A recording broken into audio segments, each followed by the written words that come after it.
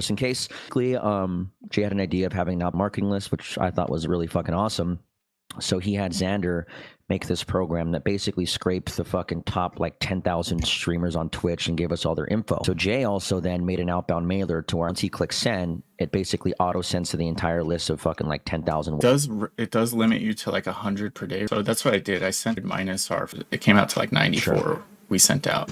And of the 94 inquiries, actually, I want to say it was some bit of 40 responses. So that's why the last couple of days we've been. Yeah, we really made this on Thursday. Judging by the amount of responses, I feel how big all these guys are. Pretty big streamers. And none of them already reaching out. It seems I have people in my inbox right now. I've been just telling them to DM you, bro. I'm gonna be honest. Like we have Jay ask them through that email, like, hey, we have a couple of different options depending on what you need, and we ask them the opening question to where we get their analytics and what they're looking for. If that's something you have time and you want to do, because I'd rather have it that way and it helped me a lot. I just don't know your workload right now. I mean, honestly, we could make it extremely streamlined.